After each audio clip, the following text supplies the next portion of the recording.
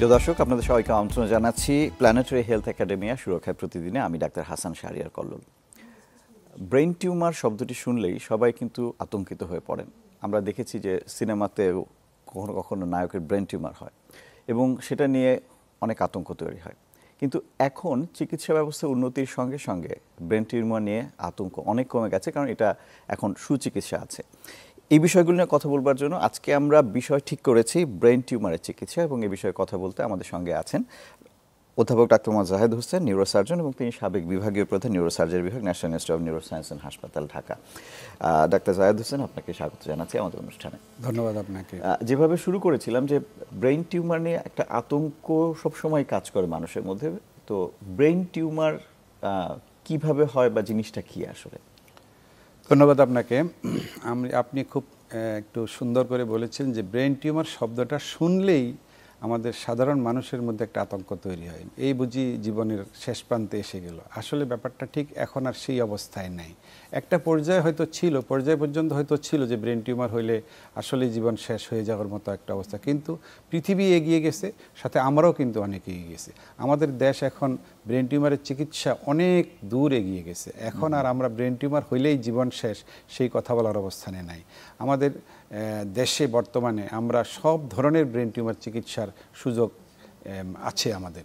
সুতরাং এখন আর brain tumour হইলেই জীবন শেষ, সেই আতঙ্কের দিন শেষ। হ্যাঁ, যেহেতু ব্রেন টিউমারের নানা ধরনের টাইপ আছে, এর মধ্যে কিছু কিছু টাইপ আছে সেটা শুধু ব্রেনের জন্য না, অন্য শরীরের অন্য যে কোনো জায়গায় হইলেই জীবন সংশয়ের মুখে পড়তে পারে। ঠিক একই রকমভাবে ব্রেনেও কিছু টিউমার আছে যেগুলো হইলে জীবন সংশয়ের মুখে পড়তে পারে, কিন্তু অনেক টিউমারই আছে যেগুলো চিকিৎসা করলে সম্পূর্ণ সুস্থ হয়ে যায়।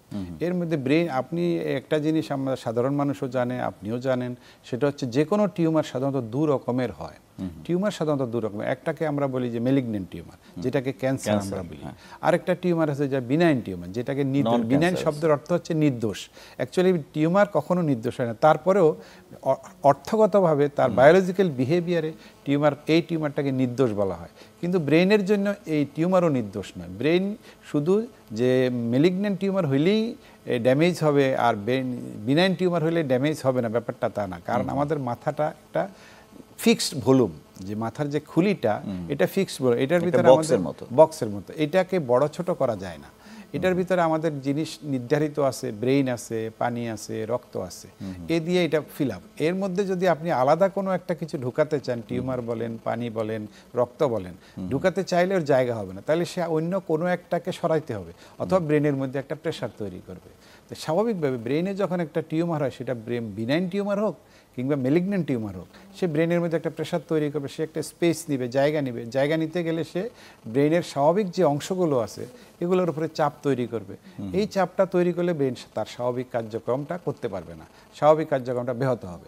তাতে করে আমরা স্বাভাবিক অবস্থায় আর থাকবো না। সেই জন্য এই অবস্থায় যদি আমরা ব্রেনের ওই টিউমারটাকে, যদি যেটা বিনাইন টিউমার, ওইটাকে যদি আমরা বের করে নিয়ে আসতে পারি সম্পূর্ণরূপে, তাহলে ব্রেন চাপমুক্ত হয়ে যাবে, একদম আপনি বা ওই রোগী সম্পূর্ণ সুস্থ হয়ে যাবে।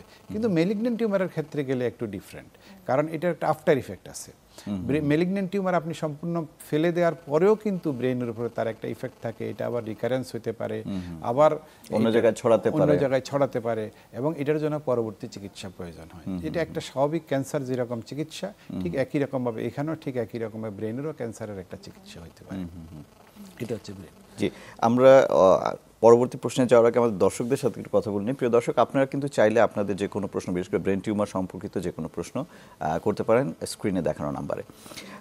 এবারে আসি যে একটা রুগী ব্রেন টিউমার হয়েছে, সেটা সে কীভাবে বুঝবে, এর লক্ষণগুলো আসলে কীরকম?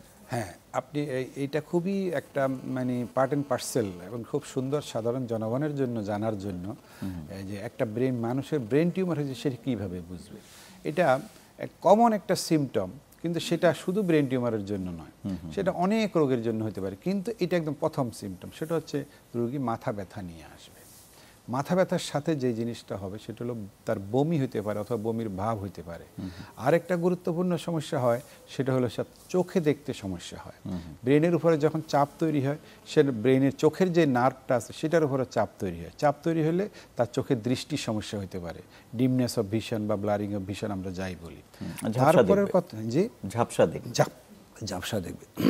তারপরের কথা হচ্ছে ব্রেইনের মধ্যে যে কোনো একটা টিউমার হইলে বা যে কোনো ধরনের সমস্যা হইলে আরেকটা সমস্যা হয়, সেটা হলো খিঁচুনি, সিজার বলি আমরা, খিঁচুনি হইতে পারে।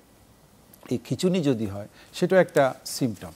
এরপরের কথা হচ্ছে ব্রেনে, আমি একটু আগে বলছিলাম যে ব্রেনের মধ্যে টিউমার হোক বা যে কোনো কিছু এক্সট্রা যদি আপনি দেন, তাহলে ব্রেনের মধ্যে সে প্রেশার তৈরি করবে, ব্রেনের মধ্যে চাপ বেড়ে যাবে।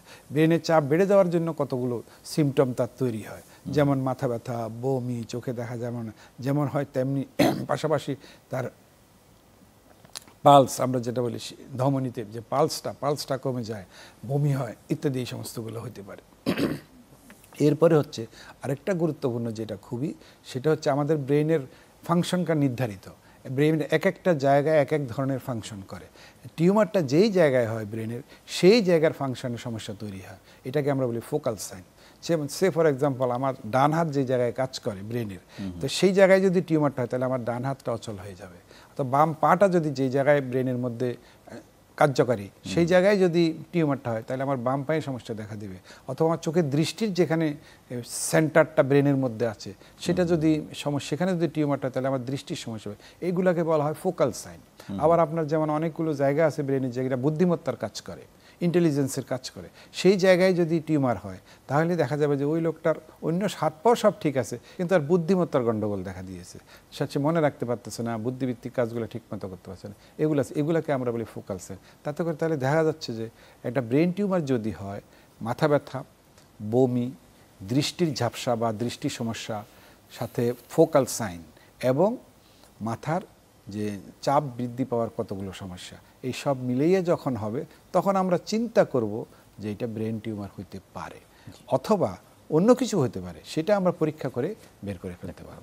একজন দর্শক আছেন, আমরা একটু প্রশ্নটা নিয়ে নিই। জি, হ্যালো প্রিয় দর্শক, আপনার নাম এবং পরিচয় দিয়ে প্রশ্নটি করুন।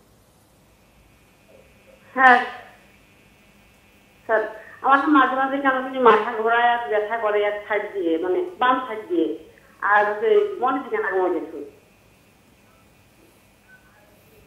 আর কিছু কি জিজ্ঞেস করবেন? ওনার জি, মাথা ব্যথা উনি করে। বলছেন যে ওনার মাথা ঘুরায়, মাথা ব্যথা করে, আর একটা কি জানি বাম পাশ দিয়ে মাথা ব্যথা বাম করে, পাশ বাম দিয়ে। পাশ তো এটা সাধারণত উনি যেটা বলেছেন ইউনিল্যাটারাল হেডেক এবং ভার্টাইগো, সাথে যদি উনি বমির ভাবও থাকে, এটা বোধহয় ওনার বয়স, আপনার বয়স কেমন হবেন? বয়স 25 বছর বয়স হবে। তো এইটা বোধহয় ব্রেন টিউমারের জন্য নয়, এটা সম্ভবত মাইগ্রেন অথবা টেনশন হেডেক এই ধরনের কিছুর জন্য হওয়ার সম্ভাবনা আছে। এটা ঠিক ব্রেন টিউমারের এইভাবে হবে না। জি, ধন্যবাদ প্রিয় দর্শক প্রশ্নটি করবার জন্য। না, ওই যে আমরা যে কথাটিতে শুরু করেছিলাম আসলে, মানে মাথা ব্যথা হলে আপনি যেটা বললেন যে এটাই কিন্তু প্রধান লক্ষণ, কিন্তু মাথা ব্যথার 1000 কারণ, 1000টা কারণ আছে। সবসময় মাথা ব্যথা হইলেই ব্রেন টিউমার হয়ে গেছে সেটা আমরা ভাববো না। আমরা সবকিছু মিলিয়ে চিন্তা করতে হবে। বিশেষ করে ফোকাল সাইন যদি কারো থাকে তাহলে আমরা বেশি জোর দেব যে এটা ব্রেন টিউমার হতে পারে। জি, আরেকটা প্রশ্ন সেটা হচ্ছে যে ব্রেন টিউমার কাদের হতে পারে, মানে এটা কি বয়স্ক বা শিশু বা বৃদ্ধ? আপনি একটা ভালো প্রশ্ন করেছেন। একসময় আমরা বলি যে টিউমার বলতে বা ক্যান্সার বলতে একটা বয়স্ক মানুষ বা বুড়ো মানুষদের চিন্তা ভাবনাটা মাথায় আসে যে ক্যান্সার হওয়া মানে বুড়ো মানুষদের ক্যান্সার হবে, বাচ্চাদের বোধহয় ক্যান্সার হবে। কিন্তু এই ব্রেনের ক্ষেত্রে ব্যাপারটা ঠিক তা না। 1/3 অফ দি ব্রেন টিউমার, প্রায় 1/3 of the brain tumour paediatric age গ্রুপে হয়, এবং পেডিয়াট্রিক এজ গ্রুপ বাচ্চাদের 1 ভাগ প্রায়, এবং এর মধ্যে একটা বড় অংশ কিন্তু মেলিগন্যান্ট ব্রেন টিউমার। বাচ্চাদের প্রাইমারি ব্রেন টিউমারের একটা বড় অংশ মেলিগন্যান্ট ব্রেন টিউমার, এবং এটার মধ্যে একটা আমরা খুব কমনলি শুনতে পাই, সেটা হচ্ছে যে মেডুলোব্লাস্টোমা। এটা একটা বাচ্চাদের কমন ব্রেন টিউমার, খুব হয়। কিন্তু সুখের বিষয় বলবো আমি, এটার চিকিৎসা পদ্ধতিটা ভালো তৈরি হয়েছে। এছাড়া আরও অনেকগুলো ব্রেন টিউমার আছে যেগুলো মেলিগন্যান্ট হইতে পারে, বিনাইন হইতে পারে, যেমন অ্যাস্ট্রোসাইটোমা, এটার গ্রেড আছে। আবার কি বলে অ্যাপেন্ডাইমোমা, এটাও গ্রেড আছে, কিছু বিনাইন কিছু মেলিগন্যান্ট। অ্যাস্ট্রোসাইটোমা কিছু বিনাইন কিছু মেলিগন্যান্ট, এই ধরনের টিউমারগুলো বাচ্চাদের হয়। এছাড়া বাচ্চাদের আবার কিছু রক্তনালী ঘটিত কিছু টিউমার হতে পারে, যেগুলো এক্স্যাক্টলি হয়তো টিউমার না, কিন্তু এভি ম্যালফরমেশন, কিন্তু প্রেজেন্টেশন লাইক ব্রেন টিউমার। এটা ব্রেন রক্তনালীর সমস্যার কারণে মনে হচ্ছে ব্রেন টিউমার। এইটা অনেক সময় যে ব্রেন টিউমারের মতো প্রেজেন্টেশন নিয়ে আসবে, কিন্তু পরীক্ষা নিরীক্ষা করার পর হয়তো দেখা যাবে যেটা রক্তনালী জনিত সমস্যা হবে আর কি। এটা হইতে পারে। কিন্তু বাচ্চাদের এছাড়া অ্যাডাল্টে নানা ধরনের টিউমার আছে, বিনাইন টিউমার, মেলিগন্যান্ট টিউমার, এবং মেলিগন্যান্ট টিউমার মধ্যে একটা গুরুত্বপূর্ণ হল যেটাকে আমরা বলি গ্লায়োব্লাস্টোমা। এটার আবার গ্রেড আছে, যেটা লোয়ার গ্রেড সেগুলো বিনাইন টিউমার বা নির্দোষ, সেটা আস্তে আস্তে গ্রেড চেঞ্জ হতে পারে, গ্রেড চেঞ্জ হয়ে মেলিগন্যান্ট হয়ে যেতে পারে। আর malignant from the very beginning of malignant হতে পারে। আবার ব্রেনে আরেকটা গুরুত্বপূর্ণ মেলিগন্যান্ট টিউমার আছে, সেটা হলো সেকেন্ডারি। সেকেন্ডারি মানে হচ্ছে এগুলো শরীরের অন্য কোনো জায়গায় টিউমারটা তৈরি হয়, তৈরি হয়ে সেটা ব্রেনে ছড়িয়ে যায়। ব্রেনে যখন ছড়িয়ে যায় তখন কিন্তু এটা বুঝতে হবে যে এটা আপনার স্টেজ 4 মানে শেষ সময়ের মধ্যে এসে গেছে। সুতরাং ব্রেন টিউমারের ক্ষেত্রে মেলিগন্যান্ট ব্রেন টিউমার এবং সেকেন্ডারি এটা খুবই বিপজ্জনক।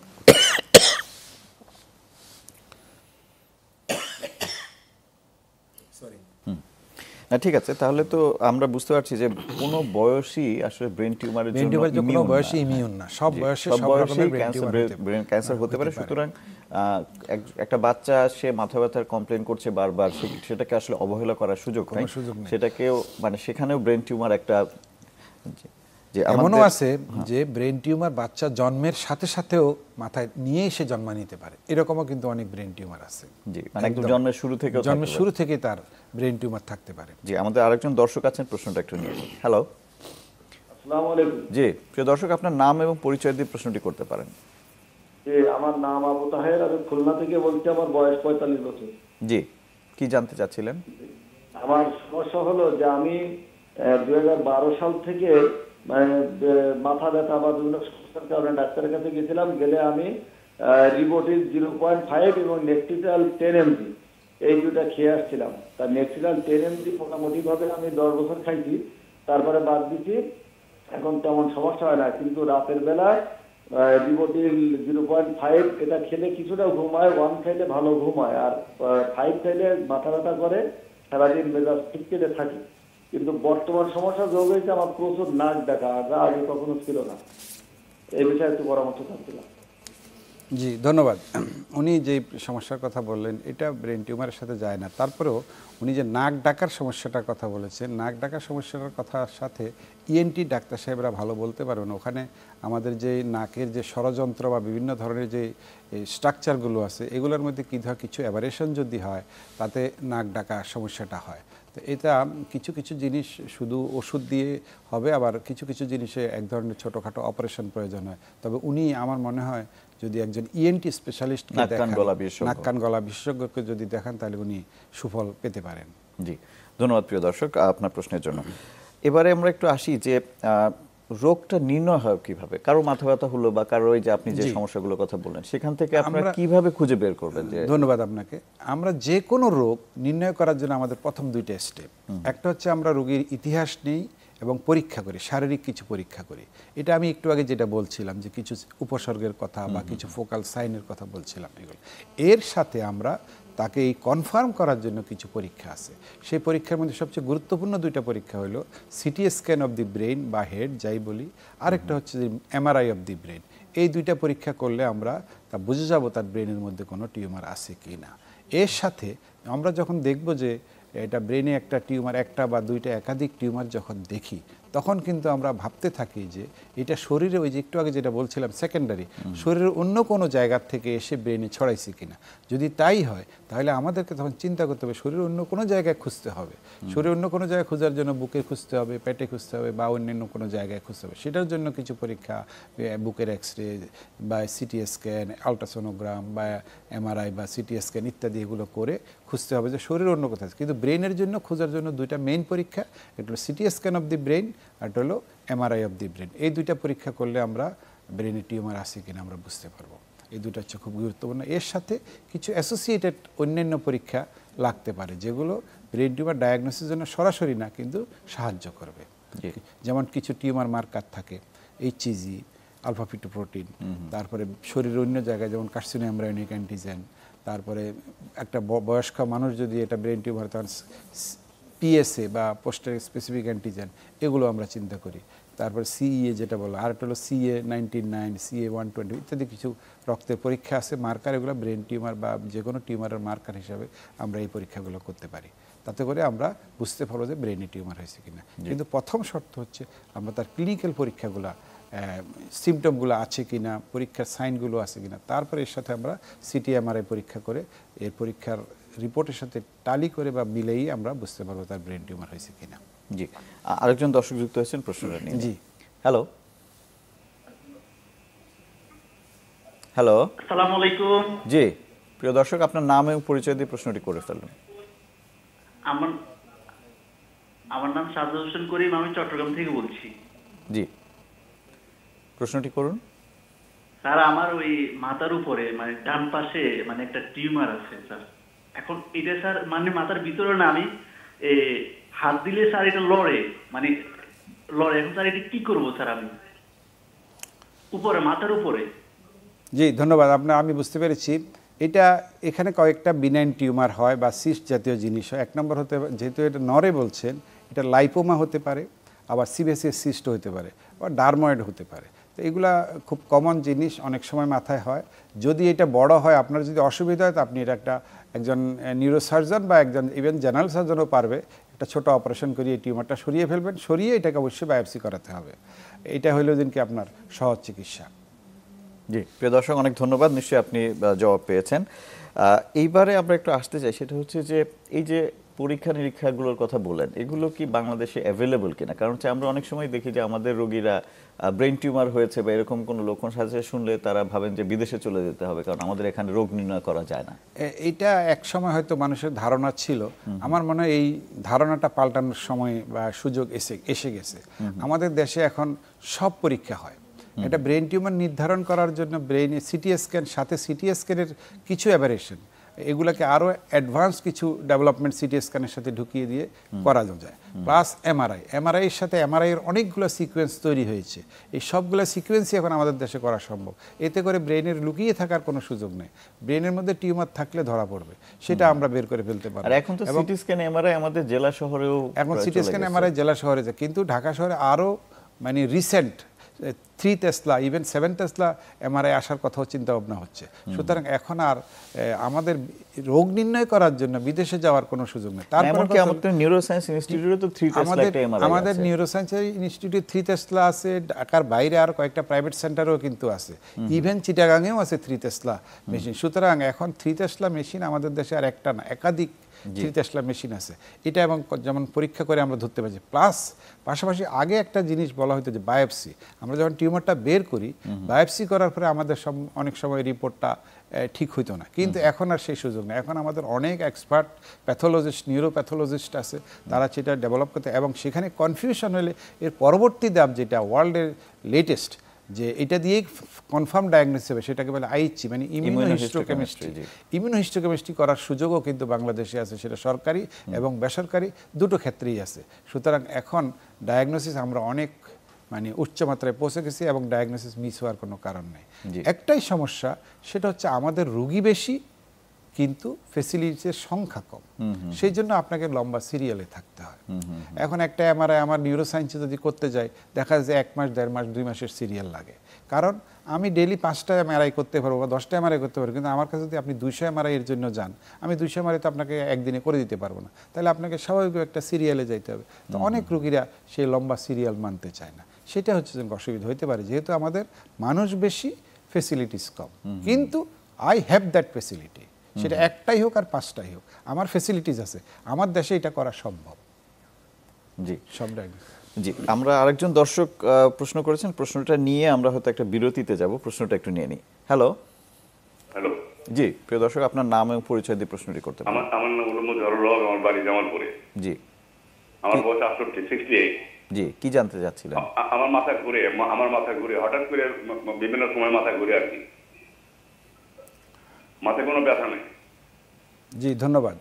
উনি যেটা কথা, ওনার বয়স 68 বললেন। আপনি যদি কোনো প্রশ্ন থাকে প্রশ্নটা নিয়ে আমরা একটা বিরতিতে যাব, ফিরে এসে উনি 68 বললেন, ওনার মাথায় কোনো ব্যথা নাই, উনি শুধু মাথা ঘোরার কথা বললেন। আরেকটা জিনিস ওনার কাছ থেকে আমি জানতে চাইবো, সেটা হলো উনি হাঁটতে কোনো সমস্যা হয় কিনা, ব্যালেন্সে কোনো প্রবলেম আছে কিনা, এটা একটা গুরুত্বপূর্ণ। ওনার কথা ঠিক আছে, এটা আমরা স্পিচ ঠিক আছে, এটা আমরা বুঝতে পারছি। এর সাথে ওনার হাঁটতে, শুনতে পাচ্ছেন, আপনি প্রশ্ন করতে পারেন। আপনি হাঁটতে কোনো অসুবিধা হয় কিনা, যে হাঁটতে গেলে আপনার ব্যালেন্স ব্যথা হয়? জি, হ্যাঁ, পায়ের বাম সাইডে ব্যথা হয়, আর কোনো অসুবিধা হয় না। পায়ের বাম সাইডে ব্যথা হয়। কিন্তু ব্যালেন্সের সমস্যা নেই। এটা ওনার বোধহয় ব্রেন টিউমারের সমস্যা নেই। এটা এই বয়সে অনেক সময় এসেনশিয়াল ভার্টাইগো, যে ভার্টাইগোর সাধারণত কোনো কারণ জানা যায়নি, এসেনশিয়াল ভার্টাইগো হতে পারে। এটার জন্য উনি ডাক্তার সাহেবের কাছে গেলে ওনাদেরকে একটু নিউরো মেডিসিনের ডাক্তারের কাছে গেলে চিকিৎসা দিয়ে দিবেন আপনাকে। কিন্তু এটা ব্রেন টিউমার এটা ব্রেন টিউমার সম্ভাবনা হওয়ার সম্ভাবনা কম। যদি ব্রেন টিউমারের সম্ভাবনা হয় তাহলে ওনাকে ব্যালেন্সের সমস্যা হতে পারত, সেই জিনিসটা ওনার নাই। জি, আমরা একটা বিরতিতে আছি। প্রিয় দর্শক, প্ল্যানেটারি হেলথ একাডেমি সুরক্ষায় প্রতিদিন একটা বিরতি নিচ্ছি, কিছুক্ষণের মধ্যেই ফিরছি।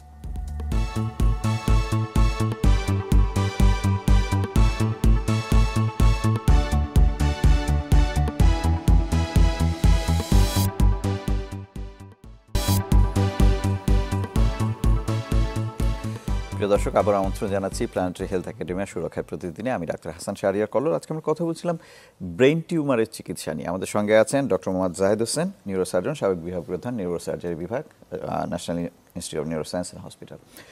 বিরতির আগে আমরা কথা বলছিলাম যে কিভাবে এই ব্রেন টিউমারগুলোকে পরীক্ষা করে বের করা যায় এবং আমাদের দেশে কি ফ্যাসিলিটি আছে, রোগ নির্ণয় কিভাবে করা যায়। এবারে আমরা একটু জানতে চাই যে চিকিৎসার পদ্ধতিটা, মানে ব্রেন টিউমারের চিকিৎসা কি? জি, ধন্যবাদ আপনাকে। অ্যাকচুয়ালি যে কোনো টিউমারে চিকিৎসার মূল অংশ তিনটা। 1 নম্বরে সার্জারি মানে অপারেশন, 2 নম্বরে রেডিওথেরাপি, 3 নম্বরে কেমোথেরাপি। এর সাথে বাকিগুলো সব অ্যাসোসিয়েটেড অ্যান্সিলিয়ারি সাবজেক্ট। এগুলো তো ক্যান্সারের জন্য, নন ক্যান্সারাস হলে তো আসলে অপারেশন লাগছে না। হ্যাঁ, এর বাইরে এই তিনটার বাইরে আরেকটা অপারেশন আছে, কিছুই না করা। এটাকে বলে আমরা মাস্টারলি ইনঅ্যাক্টিভিটি, কিছুই করলাম না, যেমন আছে থাকুক। তো এখন কথা হচ্ছে মেইনলি অংশ হচ্ছে তিনটা: অপারেশন, রেডিওথেরাপি, কেমোথেরাপি। মেইন হচ্ছে অপারেশন। 1 নম্বর হচ্ছে অপারেশন। আপনাকে আপনার মাথার ভিতরে বা ব্রেনের ভিতরে একটা টিউমার আছে, সেটাকে আপনি অপারেশন করে বের করে ফেলবেন। এটা বের করে ফেলার পরে যদি এটা সাধারণত বিনাইন টিউমার হয়, আমরা ট্রাই করি যে কমপ্লিট রিমুভ করার জন্য। কিন্তু ম্যালিগন্যান্ট টিউমার যখন হয়, তখন অনেক সময় কমপ্লিট রিমুভ করাটা ঝুঁকিপূর্ণ বা রোগীর অনেক বেশি ক্ষতি করে ফেলে। সেই ক্ষেত্রে আমরা কিছু হয়তো রেখে চলে আসে অথবা থেকে গেল, সেক্ষেত্রে পরবর্তী চিকিৎসা হচ্ছে রেডিওথেরাপি এবং কেমোথেরাপি। আর অপারেশন করতে গেলে স্বাভাবিকভাবে আমাদের দেশে মানুষের ব্রেনের ভিতরে অপারেশন একটা ভয়ঙ্কর একটা মানে আতঙ্কের কাজ। অনেকে ভাবে যে এই দেশে বোধহয় ঠিকমতো হবে না। কিন্তু আমি একটা আশ্বস্ত করতে চাই আপনার মাধ্যমে দেশবাসীকে, যে আমাদের দেশে ওয়ার্ল্ড লেভেলে যেই ব্রেন টিউমারের অপারেশন হয়, আমাদের দেশেও এখন সেই অপারেশন হয় এবং এখানে কোনো ব্যত্যয় নেই। কিন্তু আমি একটা কথা একটু আগে বলছিলাম, আমাদের জনসংখ্যা বেশি, লোক সংখ্যা বেশি, রোগীর সংখ্যা বেশি, কিন্তু ফ্যাসিলিটির সংখ্যা কম। যেই কারণে বিশেষজ্ঞ চিকিৎসকের সংখ্যাও এখনো হিসাবে অপ্রতুল। তারপরেও যারাও আছে তারাও কিন্তু অনেক বেশি সার্ভিস দিতে পারত যদি আমাদের ফ্যাসিলিটিসটা বেশি হতো। আমাদের ফ্যাসিলিটির সংখ্যা কম। ঢাকা কিছু কিছু অপারেশন শুধু ঢাকায় করা সম্ভব, যেগুলোতে নেভিগেশন দরকার হয় বা মাইক্রোস্কোপ দরকার হয়।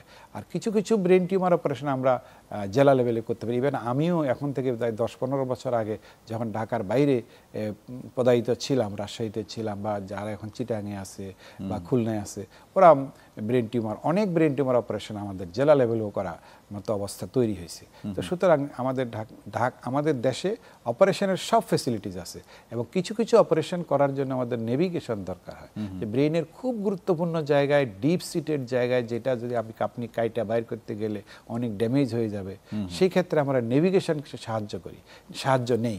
নেভিগেশনের মধ্যে আমরা একদম পিন পয়েন্ট লোকালাইজ করি, ঠিক সেই জায়গায় গিয়ে টিউমারটা বের করে নিয়ে এসে আশেপাশে কোনো ড্যামেজ না করে। এটা নেভিগেশন সিস্টেম। আবার আরেকটা হলো কমন, সেটা হলো মাইক্রোস্কোপ। আমাদের দেশে এখন অনেক মাইক্রোস্কোপ আছে, অনেকগুলো সেন্টারে মাইক্রোস্কোপ, সেটা ঢাকা এবং ঢাকার বাইরে অনেক মাইক্রোস্কোপ আছে। সেটা মাইক্রোস্কোপ থাকলে ব্রেন টিউমার সার্জারি অনেক ইজিয়ার হয়ে যায়। তা সুতরাং সেটাও আছে। আরেকটা হচ্ছে যে কিছু কিছু অপারেশন আছে যেগুলো বের করতে গেলে নর্মাল ব্রেন টিস্যু ড্যামেজের চান্স বেশি থাকে। সেই ক্ষেত্রে আমরা একটা কাজ করি, সেটা হলো স্টেরিওটেকটিক বায়োপসি। মানে আমরা ওই একটু আগে বলছিলাম নেভিগেশন অথবা কি বলে স্টেরিওটেকটিক ফ্রেম আছে, ফ্রেমের মাধ্যমে এটাকে লোকালাইজ করি, সেখান থেকে একটু বায়োপসিটা নিয়ে আসি। নিয়ে এসে যদি আমরা টিউমারের জাতটা জেনে যাই, পরবর্তী রেডিওথেরাপি, কেমোথেরাপি ইত্যাদি চিকিৎসা করে আমরা ব্রেন টিউমারের চিকিৎসা করতে পারি। সুতরাং এটা একটা অপারেশন, 1 নম্বর কথা বললাম, সব ধরনের অপারেশন সম্ভব। এছাড়া আরেকটা হচ্ছে যে কিছু ব্রেন টিউমার আছে আমরা পুরা খুলিটা কাটি না। খুলিটা কাটি না, কিছু নাকের ভিতর দিয়ে ঢুকে অ্যান্ডোস্কোপ দিয়ে আমরা একটা চিকিৎসা করি। সেটার মধ্যে সবচেয়ে কমনলি যেটা করা হয় পিটুইটারি টিউমার বলে একটা টিউমার আছে, যেটা আমরা নাক দিয়ে ঢুকে ব্রেনের নিচ থেকে, এটা নিচের দিকে থাকে ব্রেনের, সেখান থেকে আমরা টিউমারটা বের করে নিয়ে আসতে। এখন শুধু আর পিটুইটারি টিউমারে সেটা আর নির্ধারিত নয়, এটার আশেপাশে অনেক টিউমারও আমরা সে নাক দিয়ে নিয়ে আসতে পারি, মেনিনজিওমা নিয়ে আসতে পারি, ক্রেনিওফেরেঞ্জিওমা নিয়ে আসতে পারি, কর্ডোমা নিয়ে আসতে পারি, অনেক ধরনের টিউমার। আরেকটা হচ্ছে যে আপনি মাথার খুলির উপরে একটা ছিদ্র করব, শুধু একটা ছিদ্র, ওই ছিদ্র দিয়ে অ্যান্ডোস্কোপ ঢুকিয়ে আমরা কিছু টিউমার নিয়ে আসতে পারি। সুতরাং পুরো খুলিটা খুলতে হলো না, শুধু একটা ছিদ্র করে ওখান দিয়ে, এটাকে আমরা বলি বার হোল, ছিদ্র করে ওখান দিয়ে টিউমার ঢুকিয়ে আমরা নিয়ে আসতে পারি। জি, আমরা একটু দর্শকের প্রশ্ন নিয়ে, একজন দর্শক যুক্ত হয়েছেন। হ্যালো। হ্যালো, আসসালামু আলাইকুম। জি, প্রিয় দর্শক, আপনার নাম এবং পরিচয় বলে প্রশ্ন করুন। মোহাম্মদ রেজাউল করিম বলছিলাম। জি জি। আমার একটা প্রবলেম হচ্ছে, আমার সাইকোলজিক্যাল ডিসঅর্ডার, মানে আমার অবসেসিভ কম্পালসিভ ডিসঅর্ডার। এটা হচ্ছে 15-16 বছর যাবত। এটা হওয়ার পর থেকে আমার ব্রেইনের মধ্যে মানে ফাংশন ভালোভাবে হয় না। বেসিক্যালি ব্রেইনের যে মিড ব্রেইন যে অংশটা, কর্পাস ক্যালোসাম, ওই অংশটা সবসময় মানে অন্য ধরা ধরা লাগে। ব্রেইনটা মেবি কাজ করে না, শরীরে অনুভূতি হয় না। তাহলে ওইটা কি আমার সাইকোলজিক্যাল প্রবলেম নাকি এটা আমার ব্রেইনের ফিজিক্যাল প্রবলেম? তো আমি সিটি স্ক্যান করাইছি, বিভিন্ন ধরনের ডাক্তার দেখাইছি, মানে ওই ব্রেইনের ফাংশনগুলো ঠিক মতো হইতেছে না। তখন ওইটার জন্য আমি কি করছি? আচ্ছা, উনি একটা কথা বলছেন যে অবসেসিভ কম্পালসিভ ডিসঅর্ডার, এটা যদি অনেক বছর, এটা যদি ডায়াগনোসিস কনফার্ম স্টাবলিশ থাকে তাহলে উনি সাইকিয়াট্রিস্টের কাছে যাবেন। কিন্তু উনি ফাঁকে একটা কথা বলছিলেন যে কর্পাস ক্যালোসাম একটা শব্দ বোধহয় উনি উচ্চারণ করছিলেন, আপনি একটা কর্পাস ক্যালোসাম শব্দটা বলছিলেন মনে হয়। তো এটা মানে কর্পাস ক্যালোসামের মধ্যে কি সমস্যা হয়েছে যেটা আপনি বলতে চাচ্ছিলেন? আমি ঠিক জানি ওই অংশটা সবসময় মাথায় ধরা ধরা ভাব লাগে। তো কর্পাস ক্যালোসামটা আপনি কি করে বুঝলেন সেটা আমি বুঝতে পারি। মাথায় ধরা বা আপনার নিশ্চয়ই এতদিনে, যেহেতু দীর্ঘদিনের প্রবলেম, আপনার নিশ্চয়ই সিটি স্ক্যান বা এমআরআই অফ ব্রেন পরীক্ষা নিশ্চয়ই করা হয়েছে, তাই না? যদি হয়ে থাকে এবং সেখানে যদি ব্রেনের মধ্যে মনে করেন কোনো টিউমার বা পানি জমা বা ব্রেনের কোনো অংশ যদি ড্যামেজ যদি ধরা না পড়ে, তাহলে আপনি একজন সাইকিয়াট্রিস্টের কাছে চিকিৎসাধীন থাকবেন, আর অথবা আপনি একজন নিউরোমেডিসিনের ডাক্তারের কাছ থেকে পরামর্শ নেবেন। এটাই আপনার জন্য আমার পরামর্শ। অনেক ধন্যবাদ প্রিয় দর্শক। এবারে আমরা একটু জানতে চাই, সেটা হচ্ছে যে এই যে আপনি যে বললেন নেভিগেশন বা এই যে পদ্ধতিগুলো, এগুলো করে আমরা যে ব্রেইনের যে নর্মাল অংশগুলো রয়েছে, আপনারা যখন অপারেশন করেন তখন এটা অনেক সময় রোগীরা প্রশ্ন করেন যে তখন ব্রেইনের নর্মাল অংশ কি ড্যামেজ হয় না বা ক্ষতিগ্রস্ত হয় না, সেগুলো কিভাবে ঠিক হয়? আপনি এই কথাটা একটা সুন্দর বলেছেন যে আমরা ব্রেনে, শরীরের অন্য জায়গায় অপারেশন করার সময় আমরা অনেকটা ইজিলি ঢুকে যেতে পারি, কিন্তু ব্রেনের ব্যাপারে আমরা খুব সাবধান। সেজন্য ব্রেনে ধরেন আপনি এমন একটা জায়গায় অপারেশন করছেন যার পাশেই হয়তো চোখের নার্ভটা আছে, তো তখন তো এটা ক্ষতিগ্রস্ত হতে পারে না। সেটার জন্যই আমাদের অনেকগুলো পদ্ধতি আছে। আমরা এই যে এমআরআই এর কথা বলছিলাম, এমআর টেকটোগ্রাফি আছে। এমআর টেকটোগ্রাফি দিয়ে আমরা বুঝতে পারি যে ব্রেনের যে বিশেষ বিশেষ পাথওয়েগুলা কোনটা কোন অবস্থায় কোন দিকে আছে, আমরা সেটা আগে লোকালাইজ করে ফেলি।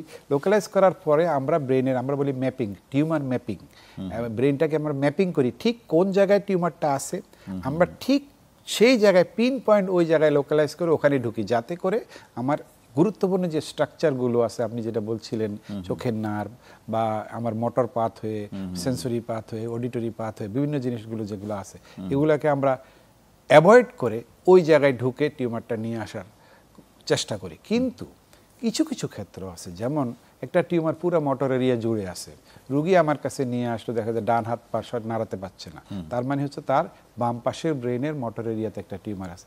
তখন আমি যদি সেই টিউমারটা বের করতে যাই, তার এই বাম পাশ বা যে ডান পাশ কিন্তু ক্ষতিগ্রস্ত হতেই পারে। সেটা কিন্তু কিছু করার নাই, সেখানে ডাক্তারেরও কিছু করার নাই, রুগীরও কিছু করার নাই। সেটা আমরা আগেই রুগীকে কাউন্সিলিং করে নিই যে আপনার যেহেতু মোটর এরিয়ার উপরে টিউমারটা আছে, এটা অপারেশন করতে গেলে কিছু ঝামেলা হইতেই পারে। তবে ওই যে আপনাকে একটু আগে বলছে ফাংশনাল এমআরআই করে অনেক সময় দেখা যায় যে মোটরের ফাংশনাল সেন্টারটা সরে যায় টিউমার। এটা কিন্তু বোধহয় সম্ভবত আল্লাহ মানুষকে কিছু প্রোটেকটিভ সিস্টেম তৈরি করে দিয়েছেন আগে। অনেক সময় দেখা যায় ফাংশনাল এরিয়াটা ওখান থেকে সরে অন্য জায়গায় চলে গেল, তখন আমি ওই টিউমারটা বের করে আনলে তার ফাংশনাল এরিয়াটা ড্যামেজ হয় না। কিন্তু সবসময় ব্যাপারটা তা হয় না। অনেক সময় একটা ফাংশনাল এরিয়া থেকে টিউমারটা আনতে গেলে টিউমারটা ওই ফাংশনটা লস হবে। আবার যেমন মনে করেন চোখের নার্ভের কথা আপনি বলছিলেন, চোখের নার্ভের মধ্যেই টিউমার হয়, তখন তো আর কিছু করার অপটিক নাই। নার্ভ গ্লায়োমা। তখন আপনি যদি চোখের নার্ভের টিউমারের মধ্যে থেকে যদি আপনি টিউমারটা বের করে আনতে চান, ওখানে কিছু ড্যামেজ হবে। এটা যদি অনেক বড় হয় টোটাল ড্যামেজ, আর যদি অনেক বড় না হয় তাহলে পার্শিয়াল ড্যামেজ হবে, কিছু ড্যামেজ হবে। কারণ আপনি তার মানে আর্লি যদি ধরা পড়ে সেই ক্ষেত্রে চিকিৎসা করলে ভালো ফলাফল কিছু পাওয়া ভালো ফলাফল পেতে পারে।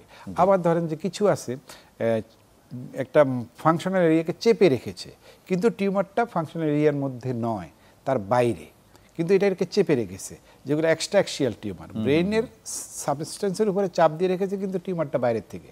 সেটাকে আমরা খুব সহজে বা অত্যন্ত সতর্কতার সাথে টিউমারটা বের করে নিয়ে আসতে পারি ফাংশনাল এরিয়াটাকে সেভ করে। তাতে করে দেখা যায় যে আপনি অপারেশনের আগে যে ড্যামেজটা, যে লসটা নিয়ে আসছিলেন, অপারেশনের পরে আপনার লসটা রিকভারি হয়ে যায়। একসময় পেশেন্ট হাঁটতে পারতো না, কিন্তু অপারেশনের পরে টোটাল হাঁটতে পারে এবং ফুল ফাংশনটা রিকভারি করতে পারে। এটা একটা মানে ভালো দিক। জি, অধ্যাপক ডক্টর জায়েদ হোসেন, আপনাকে অনেক ধন্যবাদ। আজকে আমরা অনেক কিছু জানলাম।